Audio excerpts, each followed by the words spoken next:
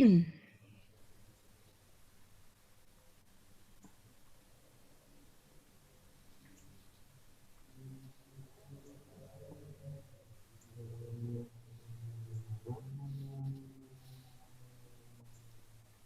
we are live. Hooray, hooray. So we'll just wait for folks to come in.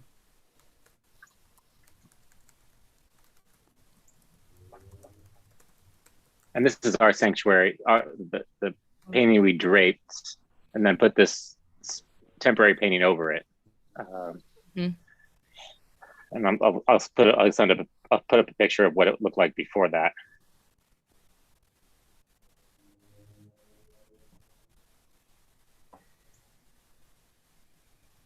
I like your cross. That was the first attempt to cover the old painting. They figured they'd just put the cross in front of the painting. That way it would distract. That would be a lot going on up there. Because don't you have that kind of gothic-y thing too? Yes. Let me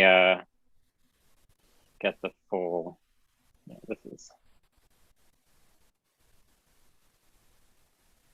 the Christmas picture one, which will come up in a second. Now, are you guys back to in-person worship at all, or? Not yet. Hoping for June. Michigan is the most COVID-ridden state in the nation right now. Yes, we're still number one.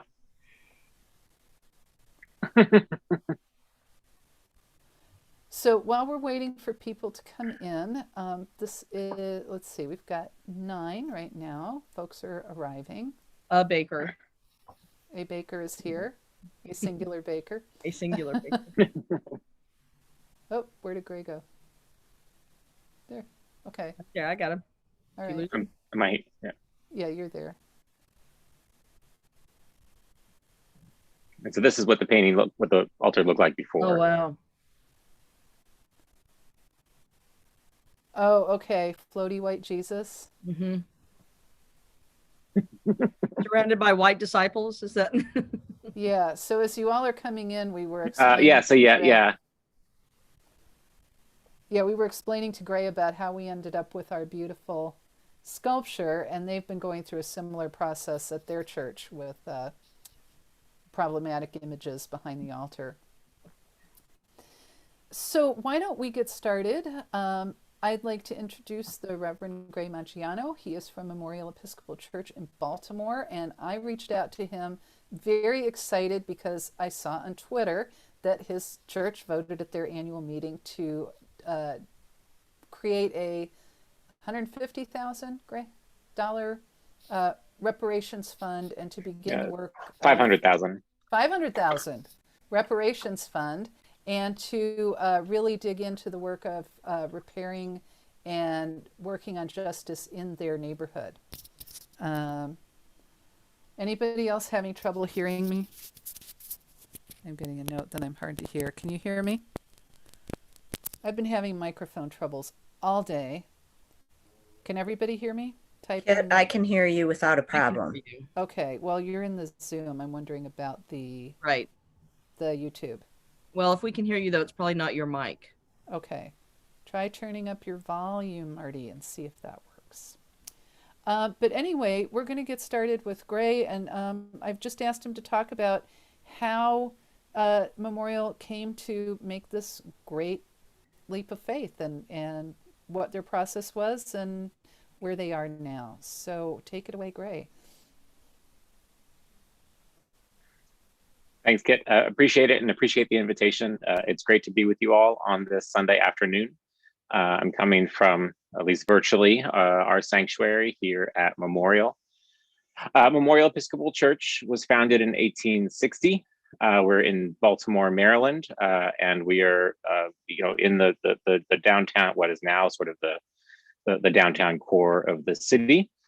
But when we were built, we were a suburb, and the city kind of gradually expanded out to meet us. We were founded, like many churches, by another Episcopal parish that was less than a mile down the road.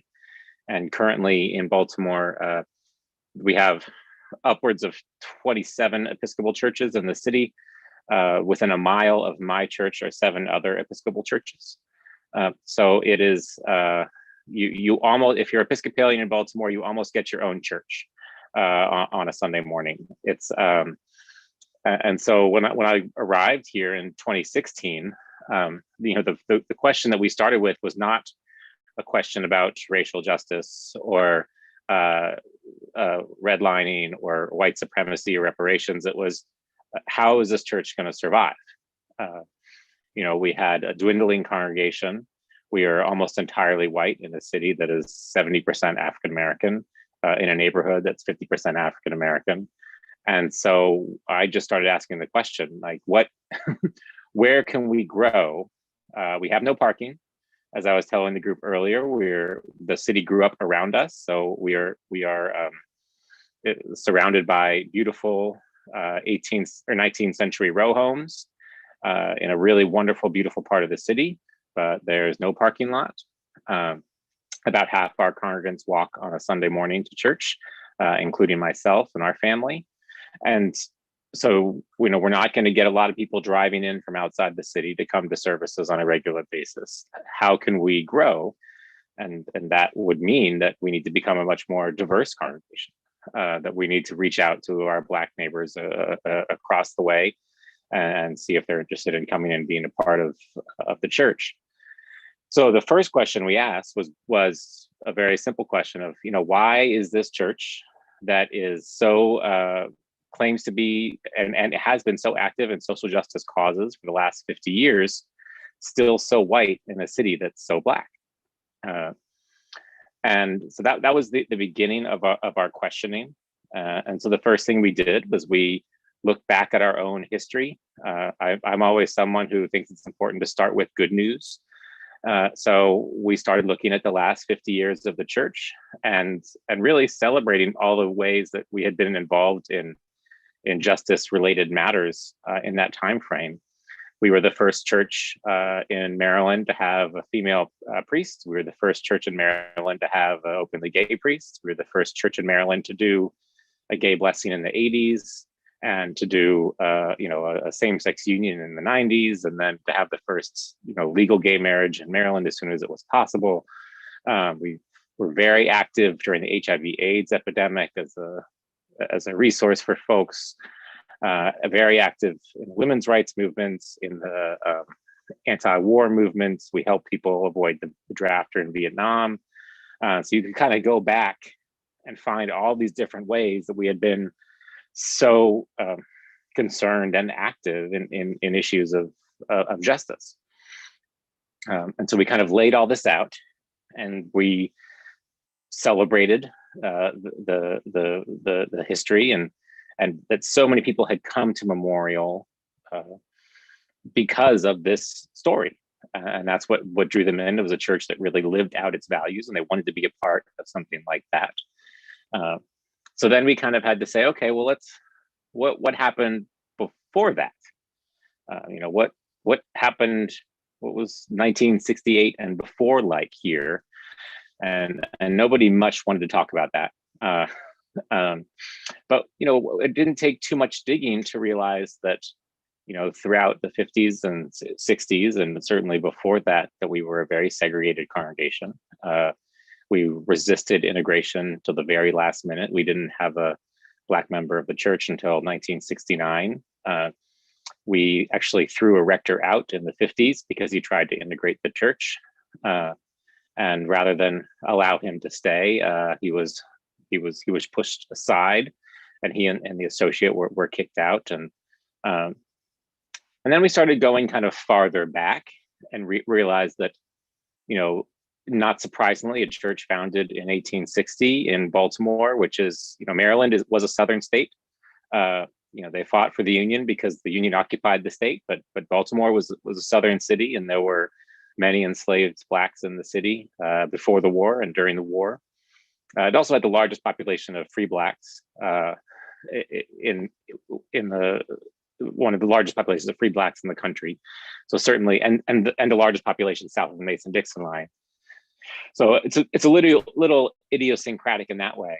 But we discovered that the first 9 rectors of the parish, 8 fought for the Confederacy or supported the Confederacy directly. Only 1 did not, and I'm only the 16th rector, so that means, half of the rectors of our church fought for the Confederacy, and that legacy didn't stop until 1929. So that someone in the pulpit every Sunday morning had a direct connection to the Confederate Army until the 1930s. We were the home of the Daughters of the Confederacy, the Sons of the Confederacy, the Confederate Veterans, organizations. All of that sort of grew out of our church, and so we knew all this stuff. And then this is the part where a lot of churches and a lot of institutions kind of stop, and because it's one thing to name all the truths, it's another thing to act on them. And we were as guilty as any other institution of not wanting to do anything. We had a lot of book studies. We read a lot of books. Episcopalians love books. We did retreats. We did vestry retreats. We did parish retreats. We had guest speakers come in. But we could not come to agreement on what the best path forward was. We knew that something like reparations was necessary, but we didn't really have a sense for what that could look like or why we would do it. And we knew that there were problems with, our name and the artwork on our walls and these giant plaques in the rear of the church to the founding rectors.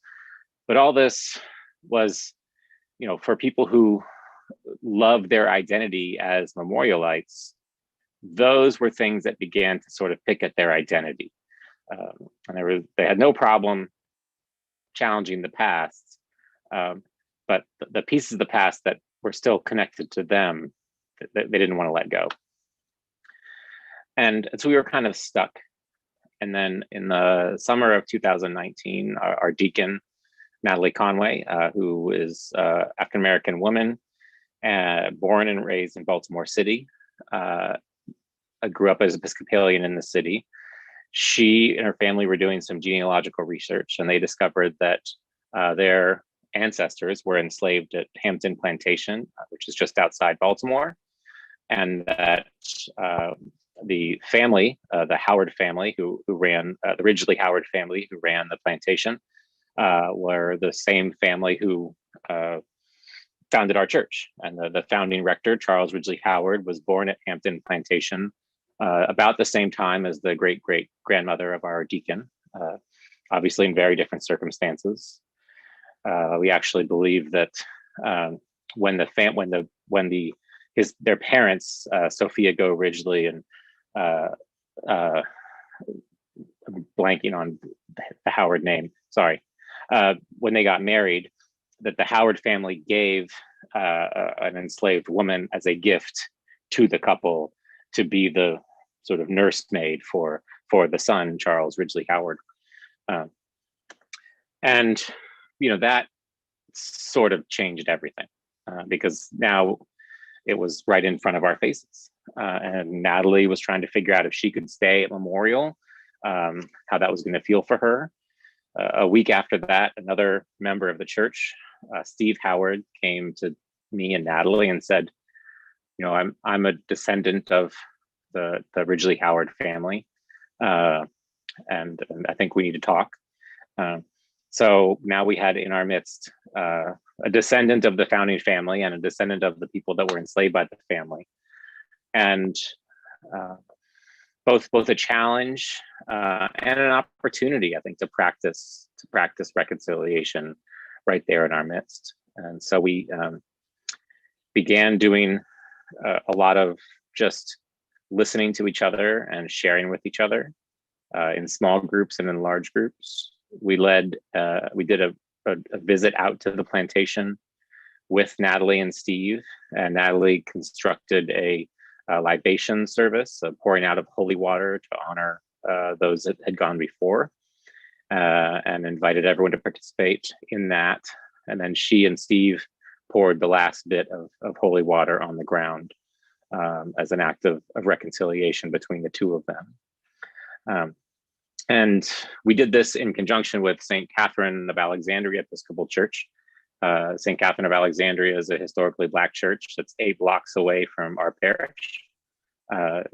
Doesn't take a rocket scientist to figure out that why they're only 8 blocks away. And in a strange bit of history, the building they were in used to be St. George's Episcopal Church, which was a mission of Memorial. But in the 1920s, when the neighborhood was rapidly changing, and this all-white St. George's Church was afraid of the Black families moving into the neighborhood, they left, and they tried to sell the building to a Black Baptist church so they could build a new building somewhere else. But they couldn't, because our members who helped them plant the church wrote into the deed that it could never be sold to a Black congregation. And so it was then given to the diocese, and then became a mission to the colored people, as it was called in the times, and it then became St. Catherine of Alexandria. So just fascinating how the stories intersect and weave together. And it became then, an opportunity not just for Natalie and Steve to heal, but for Memorial and St. Catherine's to heal. And then also for our neighborhood, which is on one of the big boundary lines of redlining here in Baltimore, to begin to heal with the communities around it. So shortly thereafter, our neighborhood association actually changed their name from the Mount Royal Protective Association, which was the original name. Actually, it was founders of our church who founded this organization to stop Black families from moving into the neighborhood. They actually wrote the first housing segregation ordinance in the country that became the model for every other city, that went to the Supreme Court in the 1917, I believe. The law was written in our parish hall. And so they changed the name to the Bolton Hill Community Association, and have since begun doing a lot of both relationship building and also just outreach and service to the surrounding communities. And so it's been really wonderful to see this little story echo into bigger and bigger stories. And so that takes us into and then we had these big plans for 2020. Every church, I think, had big plans for 2020. And then the pandemic happened, and we didn't really know what to do. But strangely, reparations were not part of the plan. The plan was to, do a big renovation of the church and become much more of a traditional, social service organization, and be doing lots of programs and assistance and everything else. And then we just had to reevaluate everything because of the pandemic. And we recognized pretty quickly that all of the inequalities that we were seeing in Baltimore around COVID were not new. They were just brought to light because of this pandemic. And so that our response, both to that and to everything else, needed to be different, because we were in many ways responsible for the beginnings of structural racism and inequality here in Baltimore. And I can run down the list of things that we advocated for, but we tried to keep schools segregated. We tried to stop Black people from voting. We tried to keep houses segregated, hospitals segregated. Any institution that existed, members of our parish had fought to keep them segregated. Even to the point of environmental racism. Much of Black Baltimore suffers from a bad, antiquated sewer system that was never replaced, and lead paint from a whole bunch of housing related issues, problems that just got dumped on the Black community rather than seek to repair them. And those are problems that continue till today. And so that we began to wrestle in a different way with what our responsibility was going to be. And I think also we had done enough work and made enough relationships with St. Catherine's and with other Black-led organizations in the city, to know that we could enter into reparations in a way that would not feel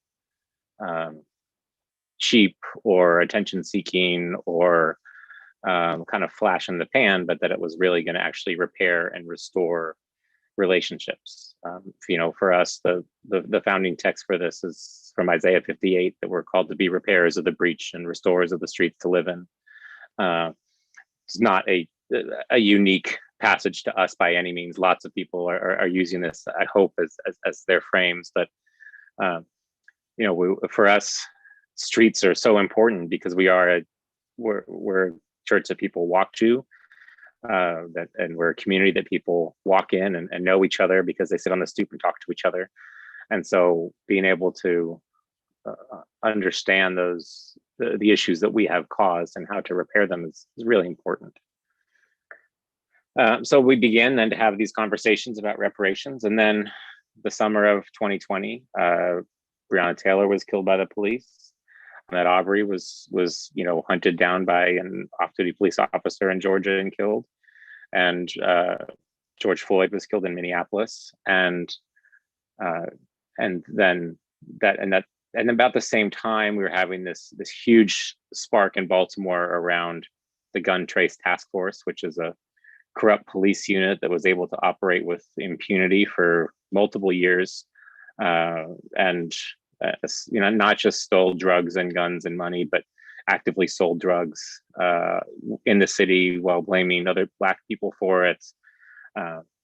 And so there was, the need to be vocal and active rose to the fore even more.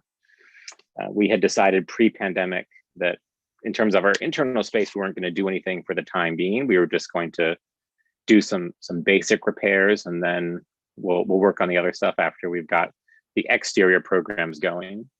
But Natalie just preached an amazing sermon in the summer of 2020, reminding us that we can't do anything out there until we take care of the stuff in here, both in the building and in our own hearts, right? That if we're still clutching our purses or afraid to cross the street to the Black neighborhood on the other side of the streets, and if we're too scared to make the changes internally to make others feel comfortable in our space, we have no business doing reparations or anything else. So shortly after that, the vestry voted unanimously to remove these two very large, 6 foot, 1.5 ton marble plaques from the rear of the church that were monuments to the founding rectors, and place them outside in the rector's garden. And then also to cover the painting. So if you look behind me, this is what the sanctuary looks like now. And there's a temporary painting in the middle by a local artist, Tyler Ballin. And that's Simon of Cyrene helping Jesus with the cross. But before, it looked like this. It was also Christmas before, obviously. Before it looked like this, and that's the Transfiguration, and it's just the whitest Jesus you can imagine in the middle. And this was a monument to a rector who served for 45 years. He was a private in the Confederate Army. And when he came to Baltimore, he was the chaplain to the Daughters of the Confederacy, the chaplain to the Confederate veterans. He consecrated 2 of the 3 Confederate monuments that were here in the city, one just a few blocks away from the church. And he led the church in a massive effort to keep things segregated and white. And he just said terrible things about Black people in newspaper articles and his own writings. He wrote a book about his time in the Civil War that he published in the 1910s that was just terrible. And so we covered that painting and are grateful to no longer have it sort of occupying that space, and looking forward to doing something like what you all have done with the cross behind Reverend Carlson, which is just gorgeous. I commend you all on that, both for taking that step and also just because it looks so good. So that's been about 25 minutes. I'll just say a few other things about what we did and then turn it over for questions. So in January of 2021, for our annual meeting, we began prepping the congregation in advance, obviously, about the need for reparations and how we might go about doing that in our own context. And so we decided that it was important for us to do something symbolic, but we're a small church with a small endowment. Our total endowment is less than $500,000. So we decided to take a 10% withdrawal from the endowment and ask the whole parish to vote on that. And they did so, and it was a unanimous vote during a virtual parish annual meeting. And we chose 10% really because it's a biblical tithe, but I think also just a way to symbolically show how much churches should think about giving. And then we decided to match that with the budget for 1 year, so to take it to $100,000 for 2021, and then commit to at least 4 years of matches for the next 4 years, so a total of $500,000. And that money is to go to support Black-led justice organizations in our zip code, so just in the area very close around the church. And working in 5 areas where we can point out that the church has done significant harm in the past. And I will be totally transparent that we had 4 areas. The 4 areas that we identified were housing, education, voting rights, and the environment. And then we had got an advisory group together of local justice leaders here, and the first thing they said to me and everybody was, "Where's criminal justice?" And when I said, well, we don't find, any record of that in our archives, it's not like we don't think it's a good thing. It just didn't come up. And they said, everything you've done, everything you talked about, Gray, was the process of criminalizing Black bodies, which has led to the criminal justice system that we have. And so the first thing that we had to do in our reparations work was to apologize and admit we screwed up and add a 5th pillar. And I think that's just, it should be emblematic of how we need to approach this, that this is not easy. You're going to make mistakes. You're going to offend people, and you're going to get offended. And the best response, is to say you're sorry and to apologize and to seek to make amends.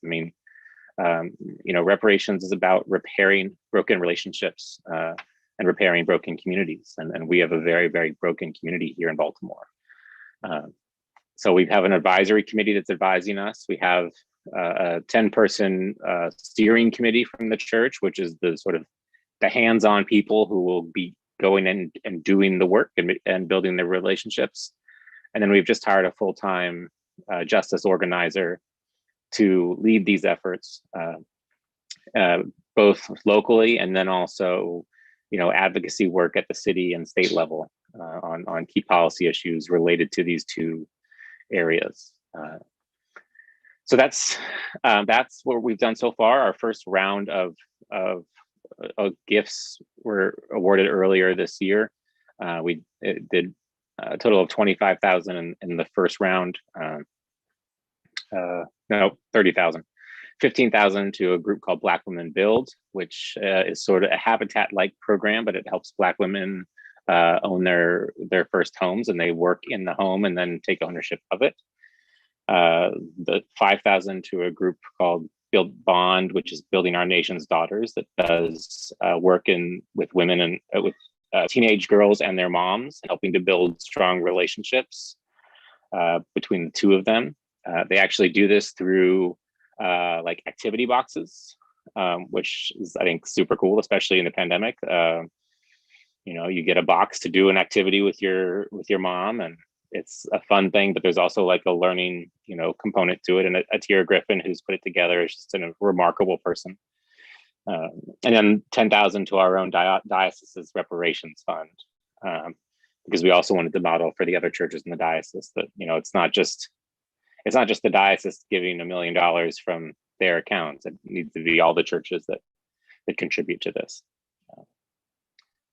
So that's what we've done so far, and happy to take any questions or talk about things that I forgot to say. That is amazing. Wow. Actually, my first question is, when did you realize that the Holy Spirit had turned up in the middle of all of this? Because this is just such a good question. A spirit-led thing that happened. When did you first realize that God was in the mix? So I did not come to Baltimore, as I said, with that intention of doing, reparations or justice work. I thought it would be sort of traditional urban ministry. Like I grew up in the Episcopal Church, the same stuff that we've always done. And so the first time I knew the Holy Spirit was involved, and this is going to sound bizarre, but I walked into the parish hall, and when I was getting a tour after I was officially here, and they have sort of the wall of shame, all the rectors on the wall, and so and the third one was William Bud Bodine, and I was like, well, that's weird. My grandmother's maiden name was Bodine, and I was like, well, I'll just I'll look it up. So I went on Ancestry later that night and discovered that this was a distant relative of mine who was the third rector of the place, and was also the only one of the first 9 who was not connected to the Confederacy. Which made me feel a tiny bit better about it. But I think just the many different ways all the stories have interconnected.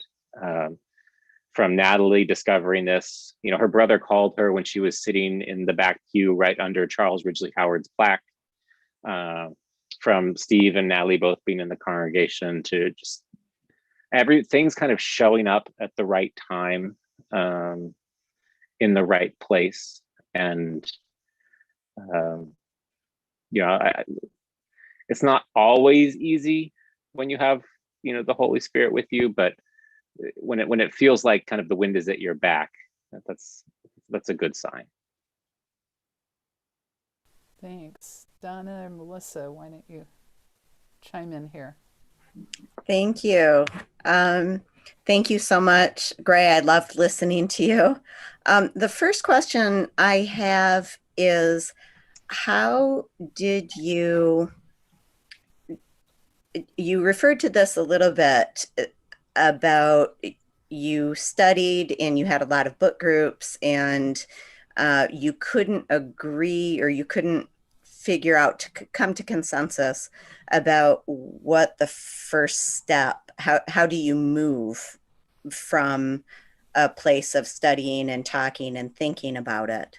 And my question is, do you have any words of wisdom, suggestion about, was there a trick to that to get things moving? So you can't see in the picture behind me, but when I got to Memorial, well, you can see, so you see the cross, and behind that was the painting. On the other side of this, which you can't see, when I got here, half the church were cathedral chairs and half the church were pews. Because at some point, half the church wanted chairs and half wanted pews, and so they just split the difference. And this is a church that has never made a decision. We're laughing because in its 160-year history. Third pews. We also have the chair pew issue going on. Yeah. And so I believe that institutions have DNA. Our church was founded in 1860. The building was finished in 1864. They didn't pay off the debt, which was to another Episcopal church, until 1894. And in those 30 years, they planted three or four churches. They built a school next door. They did all kinds of stuff in the community, but they just didn't want to pay off the debt. And those same patterns continue today. So I'd encourage you to look at like your own institutions. You know, what is that institutional DNA? What's the story behind the third chairs and the 2/3 pews? And how are those things hampering you? That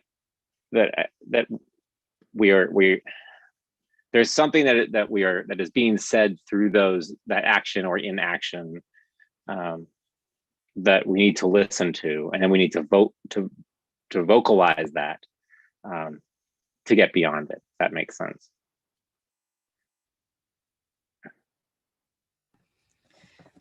You talked about the unanimous congregational meeting that was, online and everyone voted, but I'm curious kind of from who you were at the beginning to sort of where you were maybe at that point, another point, how much of the congregation was participating? Did you lose people?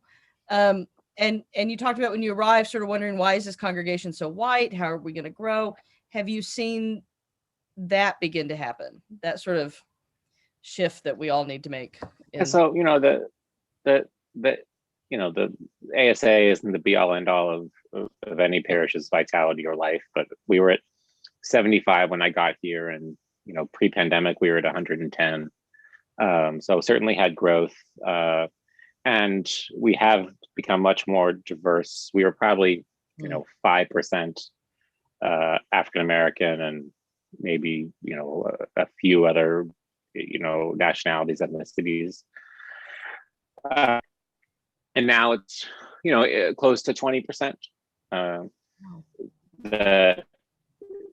We have a lot of I think our neighborhood attracts a lot of mixed race families and multicultural families, because we are on a border between white Baltimore and black Baltimore, and the parish has begun attracting the same kind of families that are living in the community.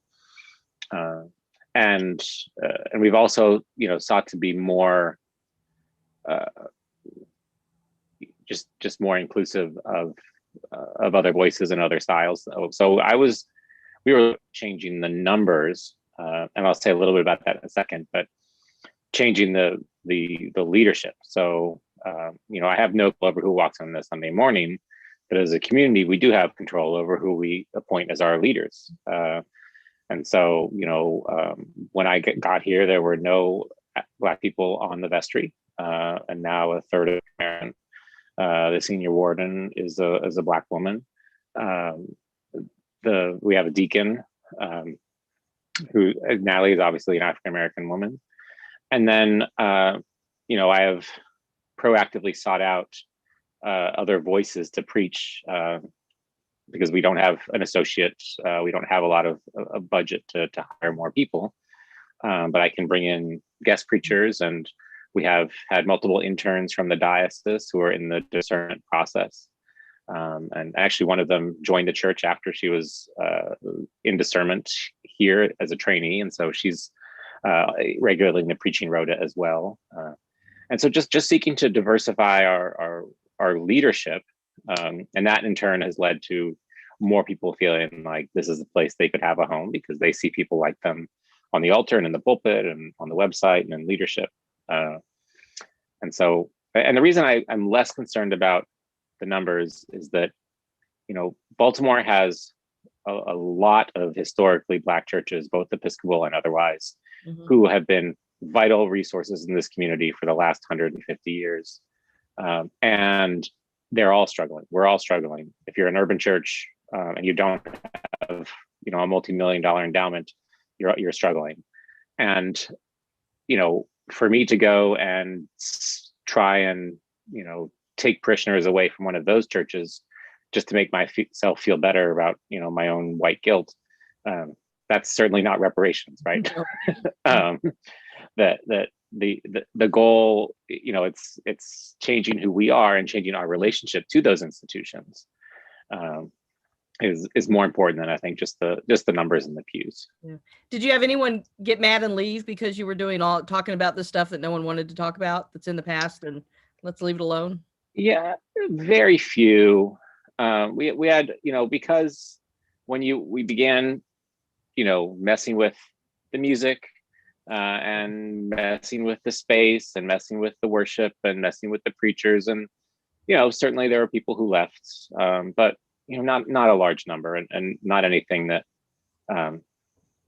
gave us pause. I think the one of the benefits of our church is that it is got to be one of the most progressive churches in the Episcopal Church. And so I can push the boundary a lot farther than other clergy can. When I get the most radical thing I can say from the pulpit on most Sundays is you have to love Trump voters. And that's a bit, I wholeheartedly believe that, but and most Episcopal churches, that would be a normal thing to say. For us, they're like, are you sure? Right. Yes, I do. Melissa, did you want to ask anything else before I start looking in the chat? Well, very quickly, and this is related to what Donna asked about effective outreach. And you said something in talking about making decisions about what does it look like to do reparations specifically. Like, what are you going to do? What ministries or what programs, community institutions are you going to support? Has outreach changed as a result of your work in the last few years? And if so, how? It's become much more focused and much more local. Okay. That, we were, like a lot of churches would do, we'd be doing something to raise money for Central America one week and Africa the other week, and something, at the state level, or, that all over the place. And recognizing that we are a small church with a small budget, and we can be much more effective within this, square mile around our church than we can be in the broader community. And so and it doesn't mean we ignore everything else, but that's become much more relational, I should say. That that moving from transactional ministry to relational ministry, where we're doing things with people, building relationships with people. The first one of our big partners is a group called the No Boundaries Coalition, which is a group that seeks to unite a bunch of different neighborhoods that all intersect in kind of one central area. And they started as a block party. And so every year they have a big block party. And the first time that I said to the parish, okay, we're going to go to this block party. And they all said, okay, well, what are we going to do? You just go party. They said, we don't know, we're going to hand out literature. Do we need to fundraise for something? What's the mission? And we've moved beyond that to be like, oh, okay, we're going to go to the party. So my wardens called me the senior warden, junior warden called me last week and said, okay, we talked to the wardens at St. Catherine's. We want to do some work with them, but we just want to have fun. And I was like, oh, okay, well, if you say so. So that we just want to do things to enjoy each other's company and be with each other. So that's straight out of Acts 2. So I think we're okay biblically for that. I love it. I wrote a whole doctoral thesis on exactly that model. I think that's exactly what we ought to be doing. Thank you. Yeah. Let's look at the chat. And you already answered the questions about if you had a pushback from your membership and how diverse your church is. Jackie wants to know, are you doing or planning any specified earmarked fundraising for this initiative? Because you said you were just taking it out of your budget. Are you raising money to do that, or how is that happening? So we're raising money to do it. We're also looking at grant programs and other efforts that align with this. So trying to play within and outside the Episcopal Church, applying for grants that can be directed to this work. Also helping organizations apply for grants and serving as fiscal sponsors for smaller groups who are trying to do things. Using our space as a resource, not just for events, but for fundraising. We'd love to throw parties. So, can we do a fundraiser for the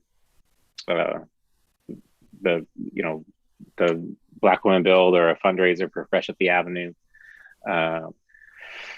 So that, and then we have a fund. It's the Guy Holiday Justice and Reparations Fund. And Guy T. Holiday he was 92, the oldest living member of our parish, who just passed away this past year, and had really dedicated his life to this kind of work. And so his wife generously agreed to let us, name the fund after him. And we'll continue to fundraise money for that. But I kind of suspect that after the first year and a half, it won't be an issue. It'll just be there. It'll just be a thing. Jackie also wondered about how supportive your bishop and the rest of the diocese is. I mean, I think our bishop. We were the first diocese to pass a reparations resolution at convention, and that was really at our bishop's behest. He testified on Capitol Hill in support of reparations.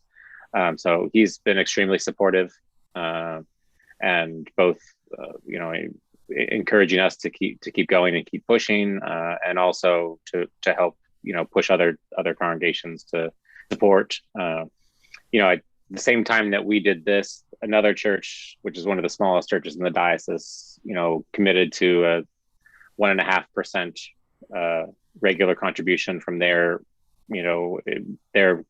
budget into the reparations fund.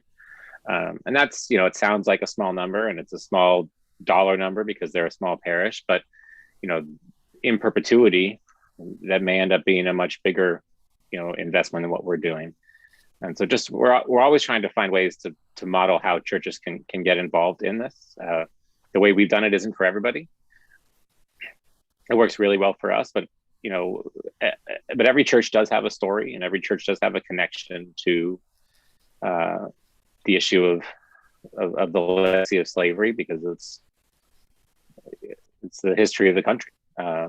And if we can understand our own history and respond to it and not shy away from it, then we're doing okay. Oh, thanks. Pat wants to know, how do you decide which groups to award funding, and what questions or priorities guide your decisions? Yeah, so we have an advisory committee and we have a steering committee, and we're really trying hard to not have this just be a grant program.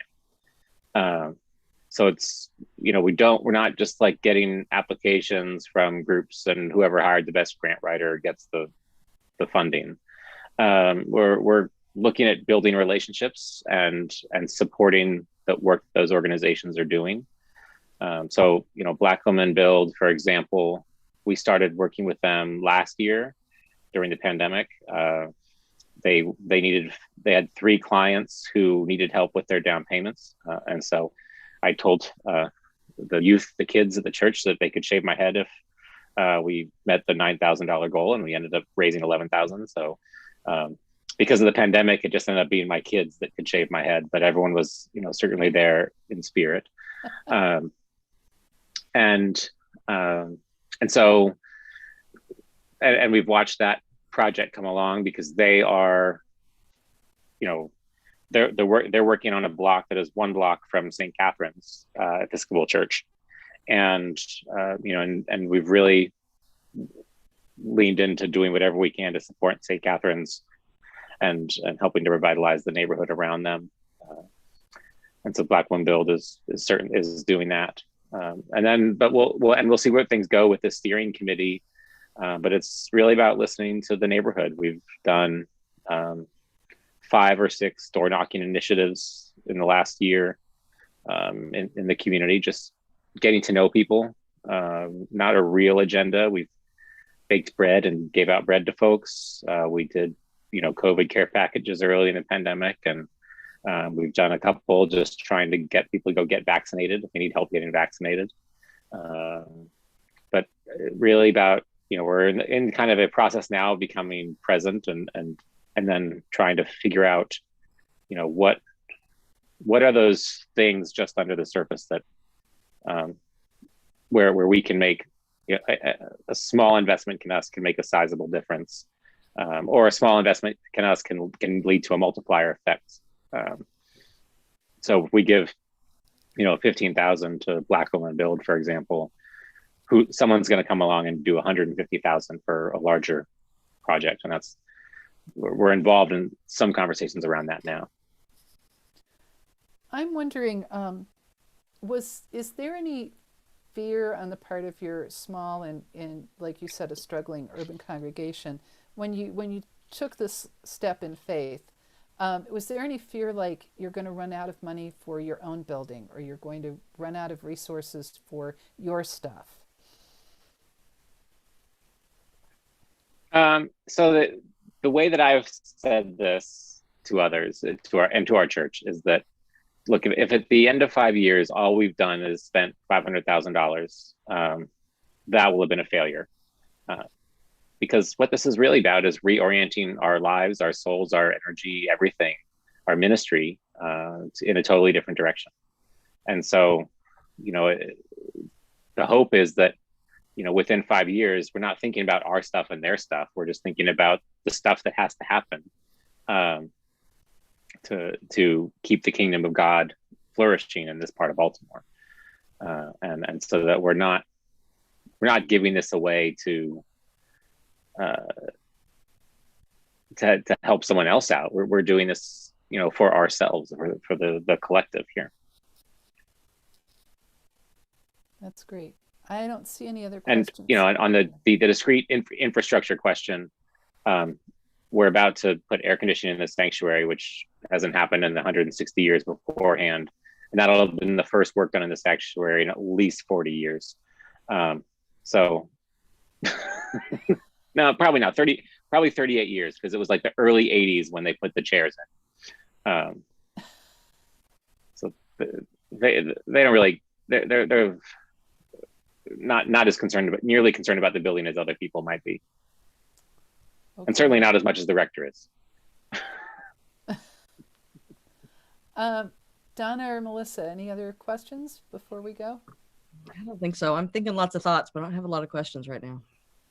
Yeah, I'm just really thankful. I really enjoyed what you had to say, and thank you so much for coming. Yeah, we have just been so blessed to hear this story of Memorial and the journey you all have been on. It's just quite something, and I think a story that the whole wider church needs to hear. Yes. Yeah, it's a very hopeful story on all kinds of levels. It is, and you've inspired me to certainly appreciate it. It's been a joy talking to you. Yeah, I'm going to look up several things that you mentioned. So, yeah. Well, thank you so much, Gray. People should know that we're going to be making a contribution to the reparations fund at Memorial. So, do a little bit to help your work. Thank you all. Appreciate it. And we'll keep you in our prayers. Yes. Thanks so much. Thanks, much appreciated. All right, thanks for your time. Have a great evening. You too.